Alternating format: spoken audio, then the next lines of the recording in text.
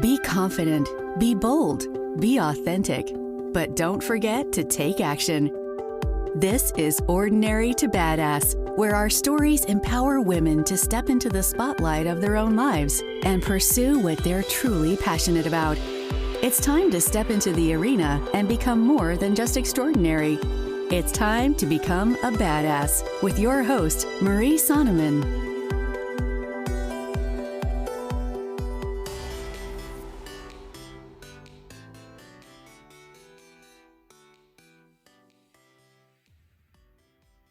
Welcome to Ordinary to Badass, episode number 63. In this episode, I talk to my close friend, Lex Latkovski. We talk about procrastination, meditation, and his book, Passport Forward. Did you know that he has been to 82 countries, which is freaking badass? So Lex is going to be the first male to have ever been on the Ordinary to Badass podcast or the Ordinary to Badass Facebook group. And here's the thing. Lex is a total badass, but he's also supportive of the badass women in his life, or the badass women in his life. And I think it's important to hear from him. He has so much. He lived in a Buddhist monastery. So he has so much stuff that he can share with us to enrich our lives and make it better. So I am super excited for you to hear this episode. But really quickly, I have a favor to ask you. If you like this episode, will you please head on over to iTunes and leave a 5-star review letting us know what you thought. I want to get this episode into more hands of people like you, and I would be super grateful if you headed on over to iTunes and left a review. All right, now to the episode.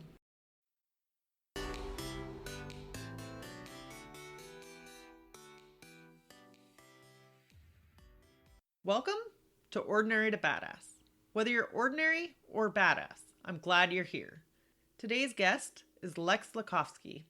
Lex, I'm super excited to have you on the show. Thank you so much for being here. Can you start off by telling us a little bit about yourself?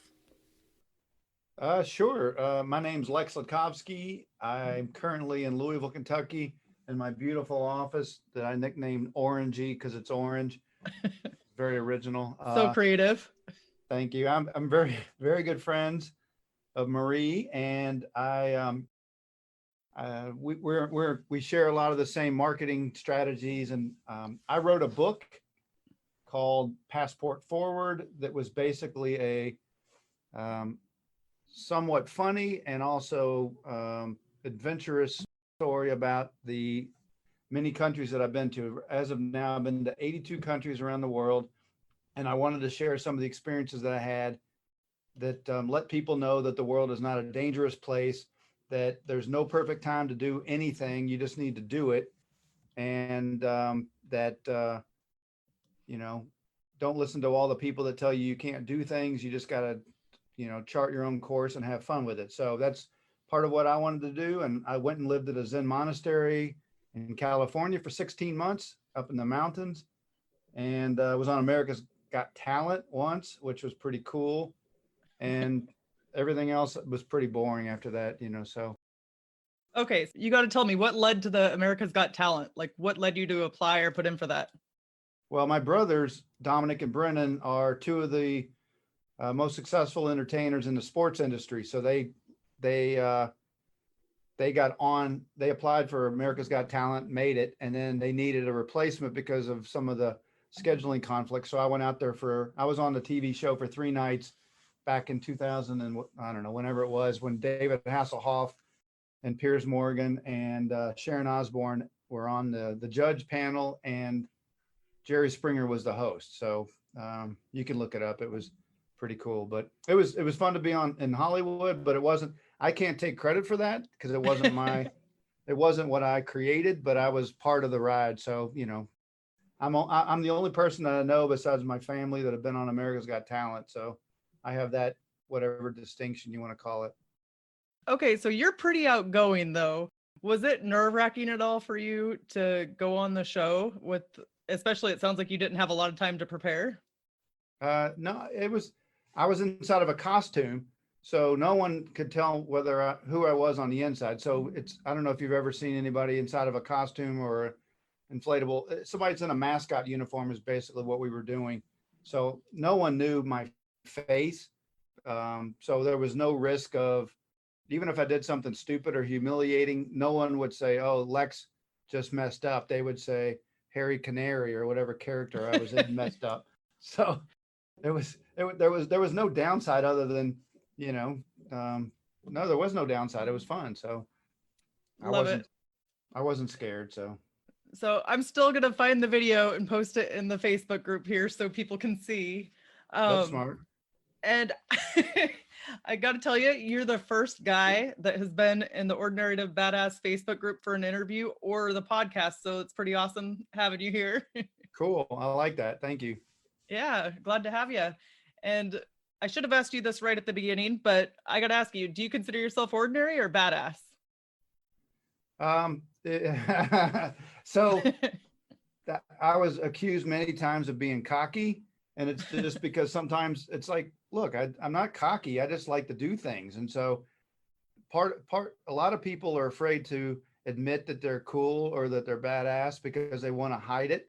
And then other people tell me, what you're doing was, traveling around the world and writing about it was really crucial to me to get out of my cocoon and to go do things. And I'm like, cool. So yes, I think I'm a badass. Do I go outside and tell people that I'm a badass? No, because it's not cool to toot your own horn. But um, yeah, I'm pretty much a badass. I love it. So I know you pretty well, and I know that you have a passion for traveling. Can you kind of walk us through that, like how that came about, and when was the first time you traveled, and how did you know you have the travel bug? So thank you. Yes. So the first thing that we did when I was in grade school was my dad and mom packed us up into the four children and mom and dad. We drove from Louisville, Kentucky, all the way up through Mount Rushmore into uh, San Francisco, then down through LA, down to Tijuana, through the Grand Canyon and back. And so we covered 20, I don't know, we covered 14 states in 29 days. So that was the first real time. Uh, but the first time that I left the country really was when I went to Ireland when I was in college to go visit a friend. And then I went to Vanderbilt University in Nashville, Tennessee, and they had this really good school called Vanderbilt in Spain in Madrid. And we had a guest speaker come and speak to our Spanish class that talked about how he would go to Museo del Prado for art lessons, and then on the weekends they would go to Barcelona, and then the next weekend they would go to Portugal, and then they went down to Morocco. And I'm like, all right. So the next semester I was in Madrid, Oh, and that's wow. basically that man. I wish I could give him a hug or a box of cheap wine or whatever he was drinking, and basically said, "Thank you, man. You changed my life." So that was when that first trip when I went to Spain. After it was over, my good friends from Vanderbilt, we got on a Eurail pass and went through all through Europe together for a month and just blew it up. So that was a lot of fun. So at that point, it was pretty hooked. So I was pretty hooked. So Why do you think you love traveling so much? I I love the freedom, and I love the fact that every single day in a different place requires a new set of understanding what to do today, where to sleep tonight, what to eat. It's not just staying in the normal. So every day is an experience. I see things, I smell things, I eat things, I meet people that I've never met before. So that's what excites me. So when I was two of my trips around the world, I did for 16 months at a time, both of them. And when I came home, I realized how boring what I know the routine is. And I was just like, man, there was months and months and months where I didn't even know where I was going to sleep that night, what I was going to eat, what I was going to see. And at the end of the day, I would tell people, I'm like, I just had the most amazing day, but you had to be there to appreciate it. So Yeah, I so I'm a believer that those kind of experiences, whether it's traveling alone or traveling somewhere that you're not familiar with and you just get to learn the culture and adapt to different things, I'm a believer that that builds character. And that makes you trust yourself more. Have you experienced that at all? Oh, absolutely. So I even wrote about this on my blog while I was traveling. It was called the Lexpedition, which then became part of the book that I wrote. So there was a part that said there is no chapter, there's no book that you can go get at the library or at the bookstore that says how Marie should live her life or how Lex should live his life or what should Marie do in this particular situation or what Lex should do in this particular situation. So when I was in Kyrgyzstan or something, and I'm in this bazaar where they've got food and vegetables and meat and animals that I've never seen before. It was, all right, so I have to figure out how to get there. I have to figure out how to change money. I have to do all these things. And so I became much more reliant upon my ability to make decisions, wise decisions, because no one else was there to say, hey, I've been here, let's do this, or this is what you should do. And I can't I couldn't email my friends at home and say, hey, what do you recommend that I do in Bishkek tonight? And they're like, oh, cool, Bishkek. What city is that? And what country are you in? And, are you sick? And I'm like, no, I'm in Bishkek, so I think that's in Kyrgyzstan, but so much more self-reliance and self-confidence. And then also the ability, I can always figure this out, which becomes part of the badassery of, I'll figure this out, no matter what you throw at me, I'll figure this out. Just give me a few seconds. So I love it, but you got to do it in order to be able to feel that way. You have to actually put yourself in those situations if you want to kind of feel badass. So you might feel uncomfortable or nervous in the beginning, but eventually you'll get more and more confident and comfortable with it. So what is your favorite place that you've ever traveled to? So I've been to, I think I should have looked this up. I think I've been to 82 countries as of right now. My favorite country in the whole world is Laos, or Lao, depending upon, who's saying it. And the reason that I love the country is because the people are genuinely nice. It hasn't been overrun with tourists yet. And it hasn't been Starbucked is what I call it. It hasn't been Starbucked. So there's not massive amounts of development and chains everywhere. So it's a gorgeous country. The people are super chill. The food is amazing. It tastes a lot like Thai food, if you like Thai food. So that's my favorite country. My favorite place in the world is the Zen monastery that I lived at in Southern California for 16 months. It's called Zen Mountain Center. It's down near Palm Springs, but it's up at 6,000 feet. And my favorite city is right here, Louisville, Kentucky. But if I couldn't live in Louisville, I would probably live in Colombia. That's my next favorite place that I would live, Colombia, South America. So, but luckily I haven't been kicked out yet of Kentucky or America. Not that you know of. So yeah, you're right. So what do you say to the people that are afraid of traveling or traveling by themselves or going to a different country? Well, everyone's situation is specific to everyone's travel situation is specific to them. So if you say, I've always wanted to go to Italy and you've never gone, then, this coronavirus thing is completely goofing up everything. But yes, absent the coronavirus, the thing I would do is say, okay, I'm going to go to Italy. The most important thing to do is book the ticket. And then you tell people, I booked my ticket for whatever date to go to. I'm flying into Rome. And then you just make it up. Then you can fill in the blanks afterwards. But the most important thing is to make the decision and stop, shoulda, woulda, coulda, or regrets. To say, I'm going to do this. If you're afraid of going alone, then go, find somebody that's interested in going with you.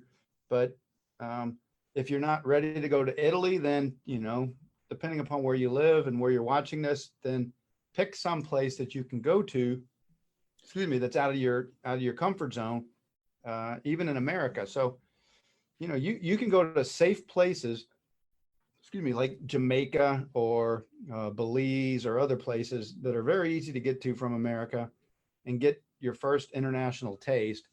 But the most important thing is just,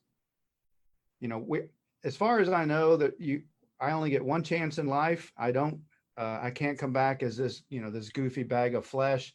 So I have to take advantage of whatever is going on right now and live this life. So you only get one chance. If you want to go to Italy, go to Italy. If you want to go to Ireland, go to Ireland. If you want to go wherever, go wherever. But, just book the ticket, tell your friends, which creates a sense of accountability, and then figure out all the details later. It's just the most important thing is the intention and action. So without action, it's just a dream. And at the end of the day, when you're on your deathbed and you talk about all the things you shoulda, woulda, coulda, those don't count. They don't count. They Right, don't count. right. They're like, hey, I really did want to learn to play the tuba, but you didn't. You really didn't want to learn to play the tuba. You just thought it was a good idea at the time.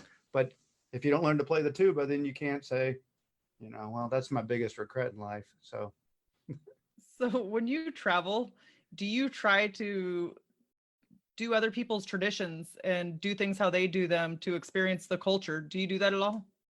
I don't try to be a poser. Like, I spent, I don't know, I spent 5 months in India, I think, in my life, but I never went and got one of those saris or, wore sandals or whatever they did. Like at some point I look like I'm trying to fit in, which doesn't work. But, and then the people that are traveling that are trying to do that look like posers. They're immediately like, okay, this woman or this man really isn't from here. They're just trying to act like they're from here. But, and the locals, I think they kind of see through that. So, but more importantly, the most important thing is not necessarily acting like them, but don't do anything that's going to insult them or to, make you, stick out. So in the Muslim countries, I spent a lot of time in the Middle East and India. And when you're in that area, you've got to, you wear certain clothes and you observe their rituals and their behaviors. And then there's other places where, you don't have to. But the most important thing is don't be a bad tourist. They say that, what's it called? The ugly American stereotype. But I've seen really bad people from around the world in every country. It doesn't matter. There's the ugly tourists from every country. So I I guess go ahead. I would be afraid of putting my foot in my mouth. Like, how do you know when you're going to offend somebody, or how would you even know that? Because every culture is so different. When I was traveling, I was reading, what was it called? The Lonely Planet was a good guide at the time. This is back when you actually did buy books. I mean, I don't know if you guys ever seen like a physical book, but here's a South India book. Here's an Eastern Europe book. And if you open it up, Lonely Planet tells you the do's and don'ts of, you don't want to say this or do this, or here's what you dress when you go to the temple. So, basically, as long as you're not being a jerk and you're not doing anything stupid, then you're not going to offend anybody, So the way that I've seen people offend others in other country is wearing not enough clothing in a public space, which, is a no-no. Right. But as far as like speaking or saying anything, that people know that you're a tourist and that you're not from there. So they cut you some slack as long as you're not violent or angry, then, and I that's not who you are. And most of your badass people aren't. So it shouldn't be a problem. And I would guess some of it, if you decide where you're going, you could do some Google searches and just kind of find out like just basic, customs or traditions or things that are offensive. Right. Absolutely. Yeah. Just the taboos of each place. So yeah, I was being funny with the physical books, but yeah, most of it's online now to where you can find out before you go. But again, as long as you're not doing something stupid, like blatantly stupid, or you're not going and looking for the wrong thing. Like if you're the moment that you start going into someone else's bad area, looking for, things you're not supposed to, if you're looking for drugs or companionship that's beyond the scope of companionship or whatever, you're automatically in the wrong place. And that's, you're going to be in trouble. But as long as you stay on the right side and do kind of what you're supposed to. I mean, I've been overseas for 4 years, traveling around the world. and I never got in a bad situation because I didn't put myself in a bad situation. So Is it because your humor goes across all languages? uh, I hope so. I've got pictures of people. Lex is speechless. I love I've it. got I've got pictures of people laughing at me around the world, and I can't tell whether they're laughing at me or laughing with me. So So, Lex, you made the comment about physical books, the joke about physical books earlier. Can you tell us about yours? sure. So my book, I have a copy right here, Passport Forward. It's all about moving from regrets and routine to freedom, passion, and adventure, which is what the subtitle says. But it takes the reader on a journey from you can set your life up any way you want, and you can go after what you want to go after. And then no one can tell you not to except for you. So no matter what you want to do it while you can.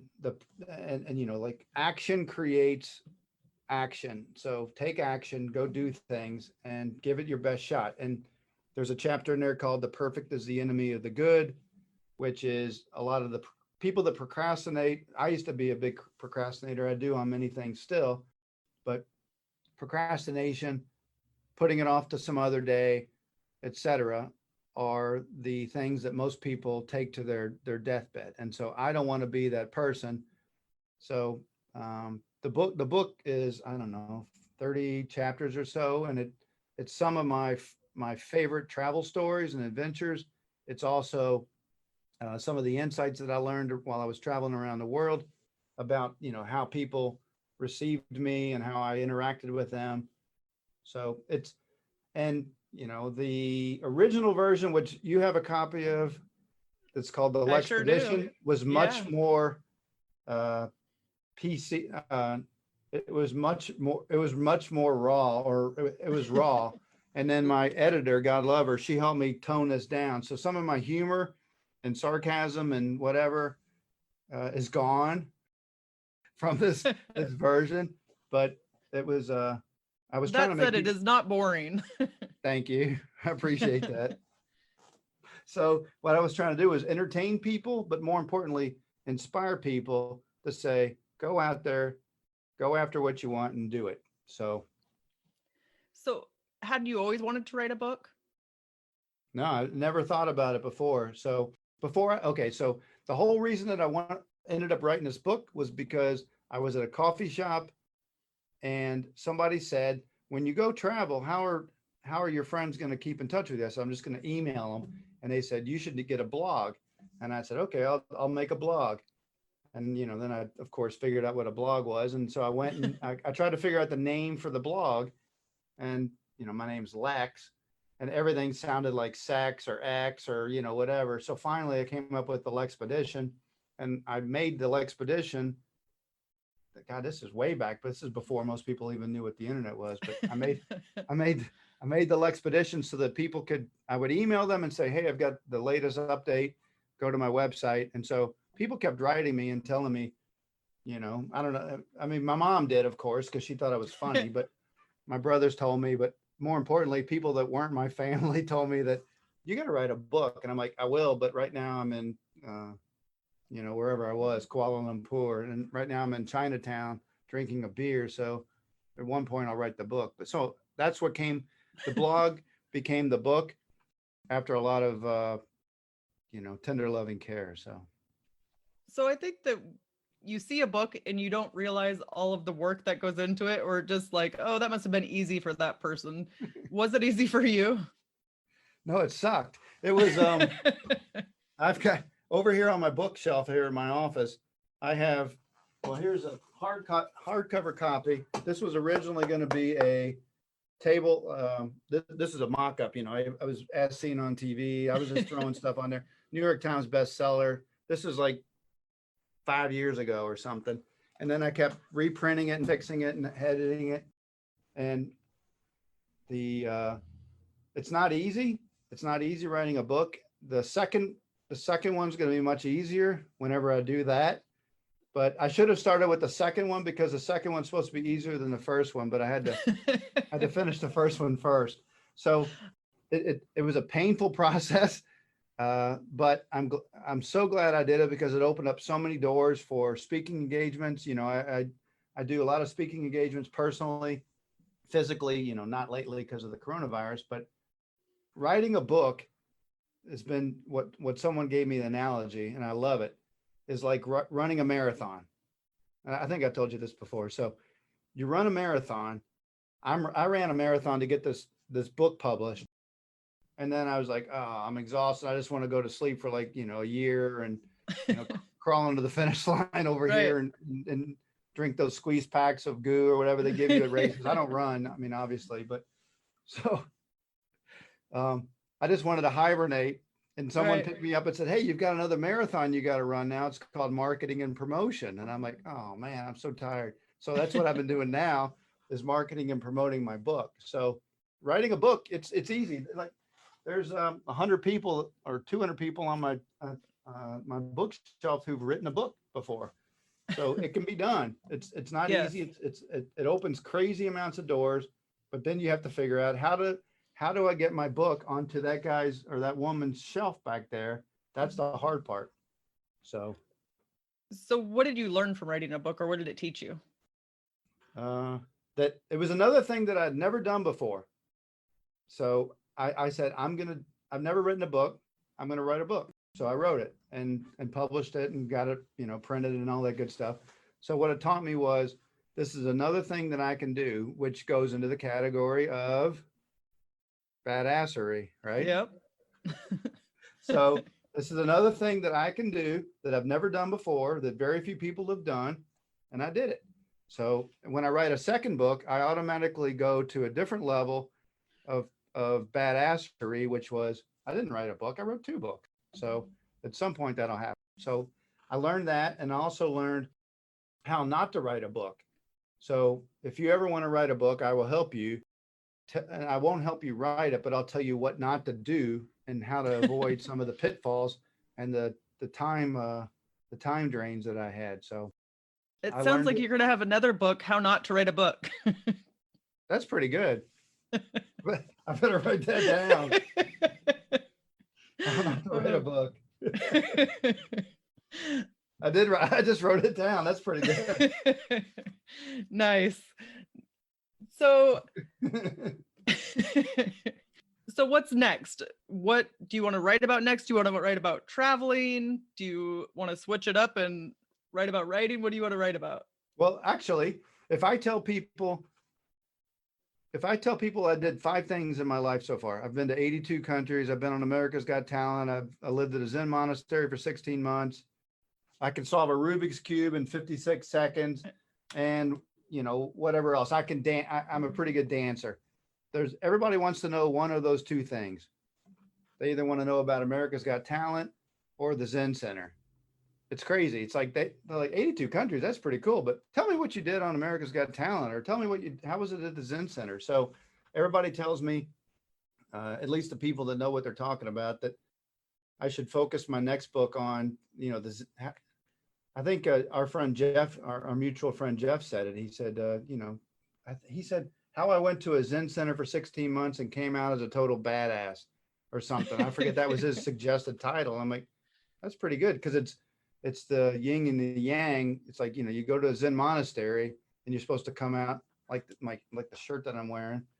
But you know, to use the word badass with the word Zen is kind of catches people's attention. So it'll either be the Zen stuff or a much funnier version of this current book. So Yes, but I agree with the Zen and the badass stuff, in the sense like badass is traditionally like a hard ass or a tough ass, but I think that being peaceful or just like having confidence I think it's way more important than the being tough or a hard ass. I don't know.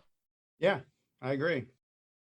And so at the Zen Center, I sat down every day at least 6 times, if not 12 times, for 30 minutes at a time, and didn't move, and just focused on my breath, focused on what's going on in my brain, focused on what's my emotions.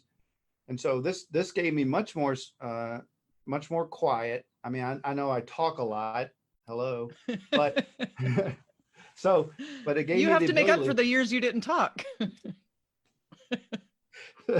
So, but it gave me the ability to focus really intensely. So when I was sitting on the cushion and there was no movement, no one in the 15 or 20 of us in the room aren't moving, and I would just sit there, I would be able to focus on what I could feel my heartbeat, I could feel my throat beat, I could feel my feet, I could feel all this stuff. And then thoughts would come up and I would focus on them and then they would disappear. So I realized that I can choose what to focus on in my life. And so I'm much better at focusing and getting things done now than I was ever before, which gave me much more self-reliance, which goes back to your earlier point about what did I learn while I was traveling, and then the confidence and the self-reliance.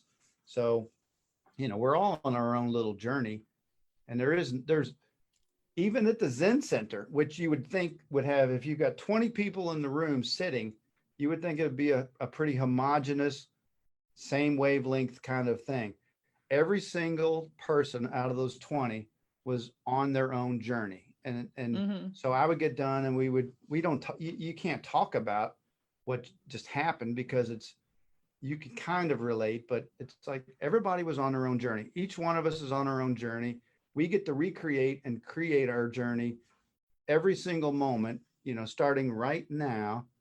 And then you get another chance right now to make the life that we want. And so there is no, I don't have the money, or I didn't have this, or I was, my childhood was that. And it's like, yeah, that was over there. So now going forward, you can create this. What do you want to create? So that was one of the things that it was really important to me. It's like, this is the only time that you have to make anything. So just, start doing it. Had you ever known anybody that had went to a Zen monastery before? No. So what led you to start thinking about that, or to make the decision to go?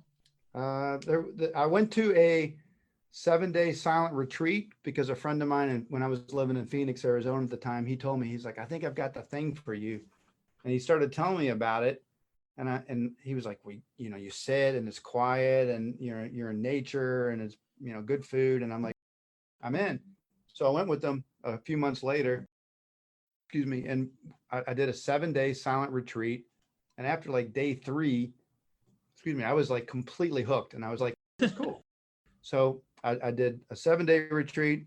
6 months later, I did another one. And then 6 months later, I did another one. And eventually I was like, every time I come home from this, I'm so energized and peaceful and happy. And I said, this isn't going to work. So I called up the person that was running them. And I said, I'm tired of this 7-day recharge. I want the whole, the full Monty. And he's like, well, come live here. And I said, okay. So I went and lived there. Nice. So, Here's what I think is really funny is that, like I said, you're outgoing and you're talkative, and then you found such peace, like, and solace in the quietness. And I feel like I am such an introvert, but it would just drive me bonkers to be in silence all the time. I don't know. I think that's ironic. well, people always say that, that I like people. I'm very nice. I'll give anybody anything as long as, there's no hidden agenda. I'll do anything for anybody. And I'm a good person. I can hang out with every walk of life and I enjoy interacting with people, but I can only do that for so much time. So I like to entertain people. I like to be nice to people. I like to inspire people. And then I like to be quiet and have my own space. So in my office here, it's just me. My house is 6 minutes walking down the hill that way. I come up here all day long. I crank stuff out and it's nice and quiet. And so I need my recharge. So I'm really good with people, and people think I'm an extrovert, but I don't think that's true. I mean, I traveled alone on most of my travels. And if I needed people, I would go to the bar, or I'd bump into somebody at the hotel and we would go do something. And I'm like, cool, that's it. And so at the monastery, there were people who were introverts. There were people that were extroverts. And when everyone's quiet, it doesn't matter who you are. Everyone's looking for one thing. the general underlying theme of everybody that's there is to reduce suffering for themselves and others. And so it's like, if you've got a lot of chatter in your head, or if you're trying to work out some of your demons or some of your habits or whatever, being quiet helps process that. Everyone's looking to reduce suffering. That's like, I don't want to get into a religious thing, but the Buddha said life is suffering, and it doesn't mean that life is eternal suffering. It's like, there's suffering. What are you going to do about it? So I try to ease your suffering and my suffering on a regular basis. But at the end of the day, I have to go back into my cocoon, whatever you want to call that, and recharge my batteries. How would I, or any of the women in this group, how would they reduce their suffering? What's something that they could do, or a practice they could implement? That's a good question. So the first thing that I would do is if you don't already have somebody you can talk to that's professional, that, find somebody to help you sort out some of the things that aren't working in your life, to work through the roadblocks and the obstacles that the human beings generally throw in front of each of themselves to sabotage themselves. So humans are really good at sabotaging themselves. And if you know what your normal sabotaging self is going to do, you can see the flags that are going to come up. And then I lost the question was, what can people do? Like, how can you reduce suffering? How can we reduce suffering? Is being silent and just having meditation time a part of that at all? Meditation is definitely part of it. So if you turn your phone off and put it on airplane mode for 15 minutes, set a timer so that it reminds you so you don't miss anything important, but turn your phone off, close your eyes, sit in a chair, and just, unplug, and just take a break. That always helps.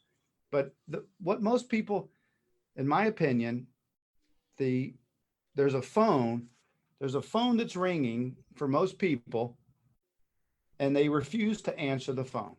The phone is ringing, and it's either sadness or anger or shame or depression or whatever. And they just say, I'm going to let that go to voicemail. I'll deal with that some other time. So eventually you have to answer the phone and get the basic message, which is, I'm angry, I'm sad, I'm scared, I'm ashamed or whatever, and figure out what that root cause is from why it's happening.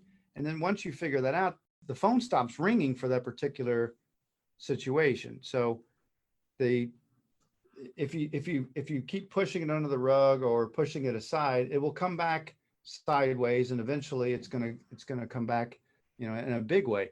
So, face the music, answer the phone, figure out why these patterns keep showing up. And, by turning off the phone or sitting quietly, you can start to do that. And there was something else. There was another one that I had. I'll think of it and I'll let you know. Okay, cool. So how do you incorporate like what you learned in the monastery into your daily life? Well, I'm a terrible multitasker. When people tell you they're good multitaskers, they're usually not paying attention to you, and they're typing on something, and they're like, like that, like giving you lip service. So I've learned that I don't pay attention well to more than one thing at a time. So if I'm talking to my girlfriend, I'm with my girlfriend, and then if she needs my attention, I focus with her. Then I go back to chopping the vegetables or playing, doing whatever I was doing. But I can't chop vegetables and pay really close attention to what my girlfriend is talking about or have a conversation with her. So it's all about focusing on what's here and now and staying there, and not getting drawn into trying to do too many things or being too many things to too many people at the same time. So I know I've heard you give a talk about this before, but you had also talked about, like, if you're doing the laundry, just focusing on what you're doing for your task as you're doing it, or like to be grateful for, I don't know, the detergent. Or can you talk about that a little bit? Yes, so good. I'm glad you remember that. So the analogy that I used was, most people, when they're doing laundry, including myself, you go downstairs or wherever your dryer is and your washer is and you open it up and you move one to the other, and then you throw the sheet in, and then you move back to whatever you were doing. But in that 15 or 20 seconds or a minute, whatever it takes you to change the laundry and turn on the dryer, there's an opportunity to not think about lunch or the future or what's wrong in the world, and just pay really close attention for the first time as you reach in and grab the clothes, see your hands grabbing the clothes, and watch carefully as you put them in the dryer, and then do it again and slow time down. And in that moment, you're meditating and you're focused and you're attentive. And so then as you're reaching up and grabbing the dryer sheet to put into the dryer, look at it as if you've never, if you knew that this was the last time you were going to be able to do this in your life, and you said, I only get one more chance to change the laundry, isn't going to happen. But if I gave you $1 million to tell me every step of what you did, could you do it? And so pay attention as if someone's going to give you $1 million to do it. And with that detail and that attention for that 15 seconds or a minute, your whole day will shift because you've now been present, you've been available, and then after that, the creativity and the opportunities open up. Yeah, I feel like that's part of being mindful of your environment, but also like just gratitude, maybe.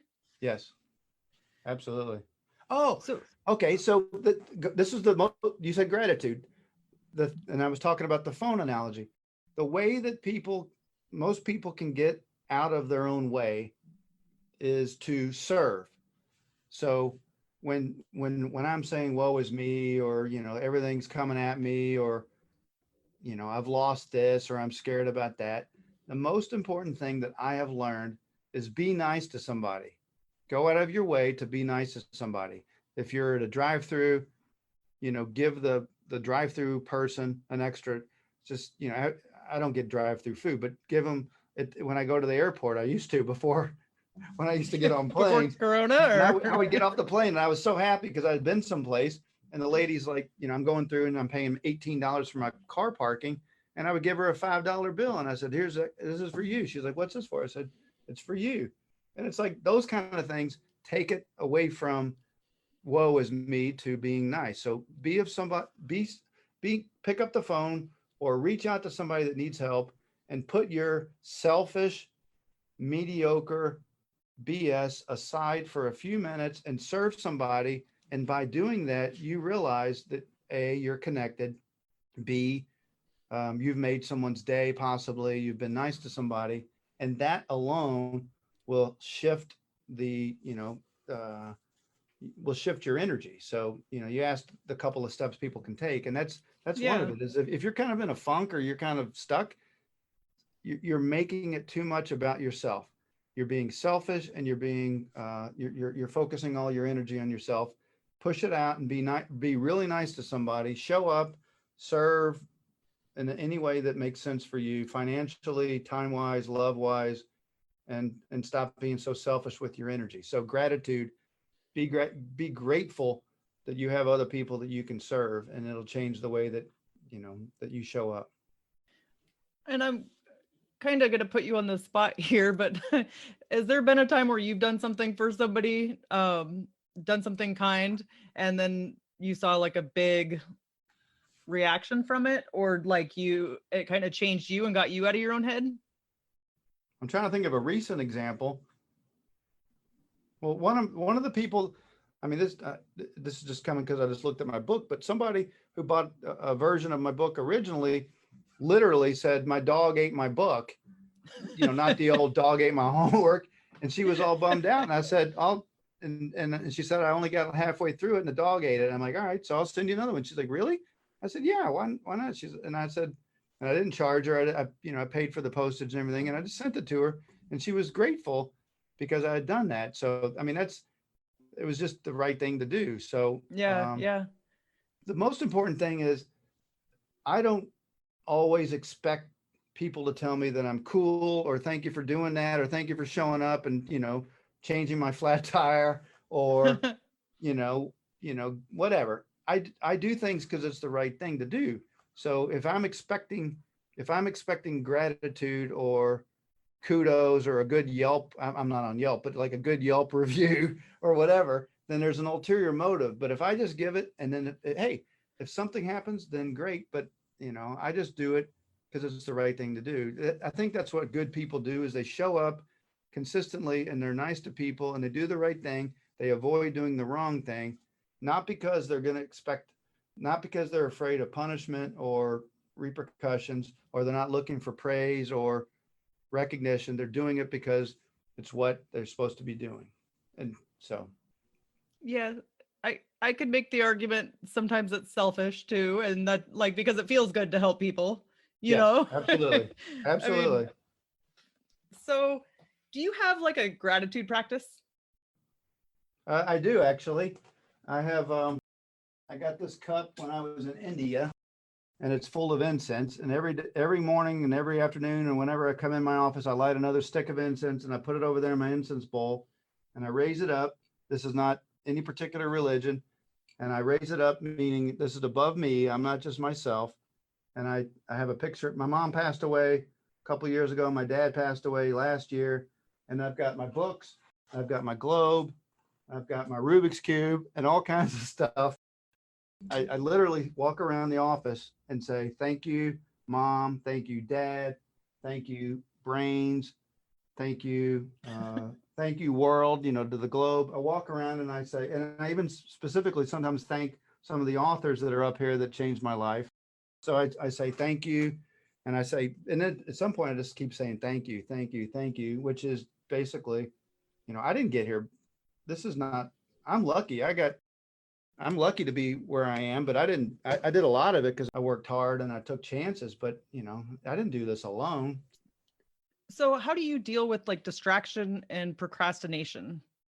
Well, I still procrastinate, and it's basically procrastination for me is just, I have so many things that I want to get done and I have a list of things that I want to get done. So it sets me up for feeling like I'm procrastinating, but I'm still very productive.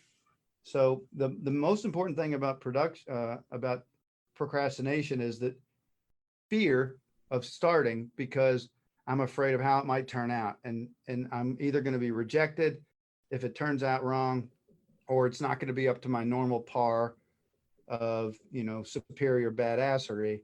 So it's like I wait until it's perfect before I get it out there, which is the perfect is the enemy of the good.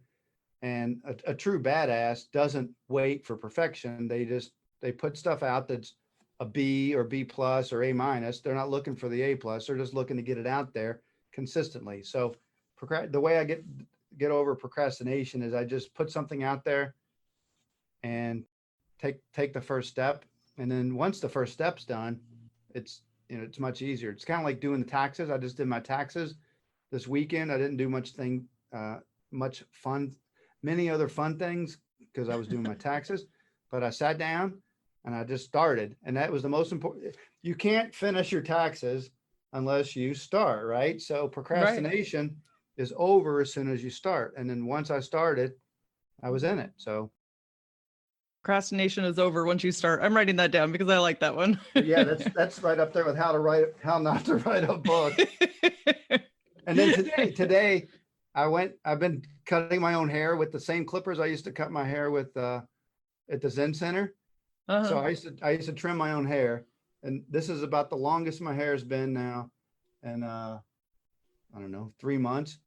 So today I went. Are you coming after me, Lex? I wish I had hair like that. If I had hair that long, I'd look like a chemo patient. But so I went to my barber for the first time since February. So what's this, July 8th? So it's been 5 months since I saw the guy. And, of course, I mean, he worked his magic. I mean, check this out. But it was, it doesn't look much different than my clippers, but my girlfriend was happy. She's like, she wanted me to go back to my hairstylist for whatever reason. So that's funny. Yeah. Well, she's been your girlfriend for a while. So happy wife, happy life, same type of thing, Exactly. Yeah. So when you're meditating and stuff takes you out of your calm state? Like either you hear family member moving around or you hear noises and it's frustrating and obnoxious. What do you do? So it's never, even at the Zen center, when we were up in the mountains, it was quiet. It was, you could, and at some points you could hear the room just like almost like there was nothing going on. And then there would be a bird outside. And some people, like for me, I love birds and I love natural sounds. Some people that would be a disturbance, but it's just background noise. So the trick about meditation is if you sit down and you bring your body to stillness and then you bring your mind to stillness, and eventually they're like magnets. For a while they're like wah wah wah, but at some point they kind of line up and they're kind of chill. And at that point, then that's where the quiet unfolds. And so we're constantly, we as humans are constantly bombarded with thoughts and feelings and emotions. I like this, I don't like this, my butt's getting tired, my legs are going to sleep, that person over there is breathing too loud, I wish that bird wasn't making that noise, the woman in the kitchen at the Zen center is making noise with the pots and pans. So all that's just information. The Right. room, it's humid, it's not humid, it's cold, it's not cold. We as human beings constantly observe and judge, and the emotions arise and fall. The thoughts come up, the addictions come up, the thoughts of money, sex, power, whatever it is that you think of at the time. It constantly comes and goes. Everything is asking for your attention, but none of it requires your immediate presence or your immediate attention. So there's absolutely nothing that person in the other room that's clanging pots and pans, or you said your family members making noise in the other room. That's just one other piece of information that's coming in with all the thousands of other pieces of information. We choose as humans to get distracted by that, something over there, which might not be that important. So the trick is, the shortcut is, when all these inputs are coming in, millions of inputs constantly, what is it you're going to do with the inputs? And so it helps to the meditation and quiet helps to remove the distractions, because it's just another input. So I've never been in a perfect meditation environment where it was perfect temperature, my cushion was perfect, my feet didn't fall asleep, I didn't have thoughts coming this way but the thing is, we as humans can sit or not move or whatever. And even right now my hands are moving, I can feel my butt on the chair, you're listening to my voice, you're seeing my hand move, and right now there's no chance that you're thinking about tomorrow because you're paying attention right now. Now I told you to think about tomorrow, so you're thinking about tomorrow. But for Right. that moment, you were here with me, right? Is that true? Right. Yeah. So in this moment, this is all there is. So all these things that are going on, it's all constantly coming at us. So if there's stuff going on in the other room, or there's family members making noise, you you can tell them to chill out for a while because you're meditating, or you can just go back to what it was that there's still. There's a this is the old Zen joke, but do you know how you make a angry bull not so angry? How? You give him a huge area.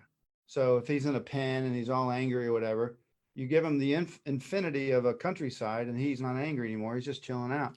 So your brain is like that. It's like your being is like that. So the more you push the boundaries back to avail, everything that's coming at you, it's just all these different inputs. So to make sure that I understand that, though, is it like the less you restrict yourself or the less you restrict where your brain wanders? Is that right? Or is that off? You just keep coming back to whatever's going on is all you need to focus on. So if there's noise in the other room and you choose to focus on that noise, that's what you're focus on it.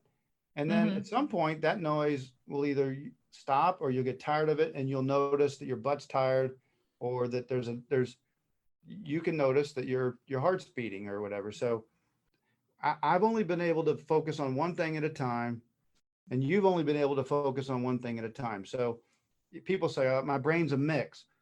I'm thinking about the future. I'm thinking about the trip. I'm thinking about my job. I'm thinking about my relationship. I'm thinking about my kids.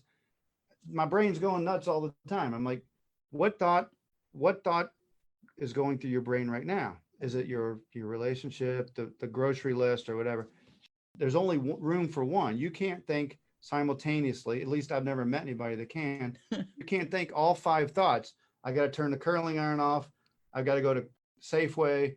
I've got to book my travels, and I got to do this. Every single one of these comes separately. So if you slow down the gap between those thoughts like this, then there's space between the thoughts. But no one's being bombarded with 50 different thoughts at the same time. There's only one thought coming in. So if you're sitting there and noticing that someone's screaming in the other room, you can also notice that your butt is in that chair, that I'm hearing that person's voice. I'm sitting in this chair.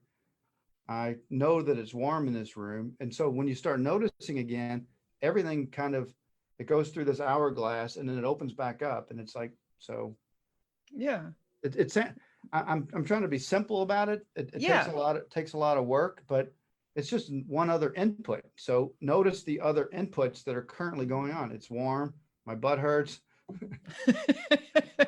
I'm hungry, whatever. It's like, notice these things. And people say in meditation, they say, focus on your breathing and let everything else go. It's like, okay, that works for a while. I appreciate that. But your brain's still going to think. Your emotions are still going to come up. Your body's going to get goofy. So just pay attention to everything that's going on and stay with your breathing if that's what you're working on. So there are 6 billion people on this planet. And so there's 6 billion different ways to meditate. So yeah, just find one that works for you. I know I'll try to wrap it up here soon because it's like 10 o'clock where you're at, or 10 p.m. So it's 11 o'clock where I'm at p.m. Oh, just kidding. I was seeing if you were paying attention. I'm on East Coast time. Is there anything you do to stop judging yourself when you're meditating? I know like it's easy to be like, to stop, like, or stop thinking of this, stop doing that. Is there anything you tell yourself to bring yourself kind of back to center? I don't judge myself. That's never been an issue for me. When I'm meditating, I'm not thinking about judging myself or whatever.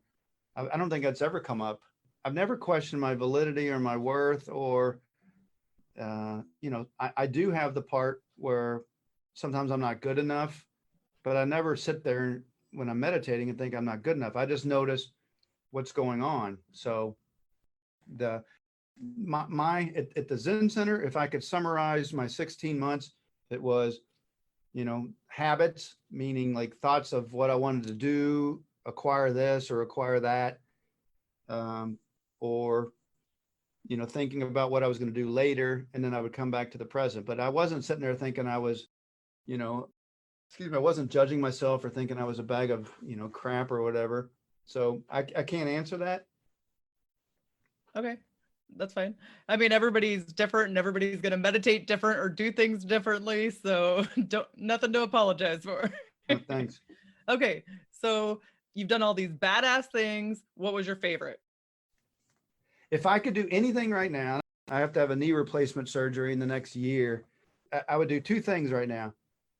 If I could wave my magic wand, and I haven't found one yet, I guess this stick of incense. If I could wave my magic wand, I would be on top of a mountain in India like this, up at 19,000 feet, or I would be back at the Zen Center and living there again. So those are the two things right now that if I don't have regrets, but if I don't go back to the Himalayas, and if I don't make it back to the Zen Center and become a Zen master and some other things, then I'll probably have a little bit of shoulda, woulda, coulda. So I don't like that. So I'll probably have to go do those things. Awesome. And I'm going to have to travel with you one of these days, you and Meg. Yeah, we're going to go to Sri Lanka. So one of the things that we're going to do is we're going to go to Sri Lanka and do a spice tour, where I've got a buddy that's a professional spice importer and reseller. And he and I and his wife and Meg, my girlfriend, we're going to go to Sri Lanka and go look at these places that create all these spices. And we're going to also go to the kitchens and cook. And we're going to take people for a backyard, barbecue and, all the stuff that, for me, it's perfect. So you're definitely going to go, right? Yes, I'm in. Cool. Corona or no Corona. No, I'm not going during. If you replay the tape from earlier, you'll remember that I said you couldn't pay me to get on a plane right now. I think I said that. You're bad on. I am bad. All right. I'm still human though. Yes, that is true. Lex, final question. What would you say to the badass women out there that are in the arena fighting for the life that they want? What advice would you give to them? Just take one step right now to going after what it is that you want to do. So fill in the blank. I've always wanted to blank. And if it's play the tuba, then go get a tuba or go rent a tuba. I don't know anything about tubas, but if you say, I've always wanted to go scuba diving, if I always wanted to go to Ireland, take the first step. And so the first question is, I've always wanted to, and then fill in that blank. And then the next step is take the first step towards doing that, whether it's, calling somebody, signing up for a course or whatever, but just don't die with regrets, and don't say shoulda, woulda, coulda, because it sucks. So, go out there and get it. Yes. And I lied, friend. I have one more question. How can we get in touch with you? So my website is thelexpedition.com. So it's, thelexpedition.com. So it's like expedition. Anyway, you'll figure it out. I'll put it in the comments. Cool. And then you can email me. My name is Lex Latkovski @gmail.com. So that's LEXLATKOVSKI.com at gmail.com. So she'll put that in the comments too. So, and I will help anybody if you ask me, as long as you really want to do something. So just let me know and I'll help you. Awesome. Yes, you're such a good friend, and you've always been supportive of us badasses. But thank you, Lex, for being here. It was great talking to you. And I appreciate it, Marie. And I'm flattered to be the first the first non-female on this, right? So yes, loved it. Talk to you soon, friend. Thank you very much.